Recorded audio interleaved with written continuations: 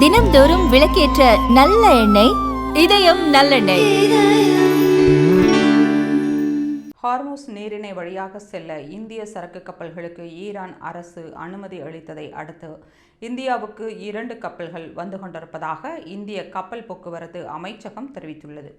Iran மீதான America, Israel ஆகிய நாடுகளின் தாக்குதல்களை அடுத்து உலகின் முக்கிய சர்வதேச கப்பல் போக்குவரத்து வழித்தடமான ஹார்முஸ் நீரிணையை மூடுவதாகவும் அந்த வழியாக செல்லும் கப்பல்கள் மீது தாக்குதல் நடத்தப்படும் என்றும் ஈரான் எச்சரிக்கை விடுத்தது.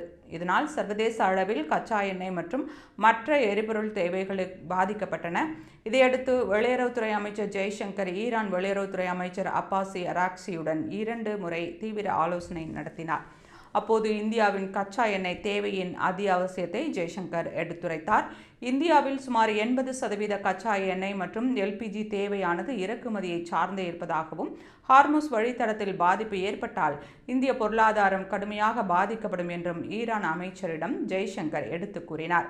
மேலும் இரு நாடுகளுக்கும் இடையே இருக்கும் நீண்டகால உறவு மேம்பட இந்திய கப்பல்களை ஈரான் அனுமதிக்க வேண்டும் என்று அப்பாஸ் அராக்சியிடம் ஜெய்சங்கர் வலியுறுத்தினார். அதன் அடிப்படையில் இந்திய கப்பல்களுக்கு ஈரான் விலக்களித்துள்ளது. இதையடுத்து குஜராத்தின் முந்த்ரா மற்றும் காண்ட்லா துறைமுகங்களுக்கு ஷிவா ஷிக், நந்தா தேவி ஆகிய 2 சரக்கு கப்பல்கள் வந்து கொண்டிருப்பதாகவும், அவற்றில் சுமார் 92,700 மெட்ரிக் டன் எல்பிஜி இருப்பதாகவும் கப்பல் போக்குவரத்து துறை அதிகாரிகள் தெரிவித்துள்ளனர். இன்னும் சில நாட்களுக்குள் வணிக சிலிண்டர்கள் விநியோகம் சீரடையும் என்று நாடாளுமன்றத்தில் பெட்ரோலியம் துறை அமைச்சர் ஹர்தீப் சிங் புரி கூறியிருந்தது கவனிக்கத்தக்கது.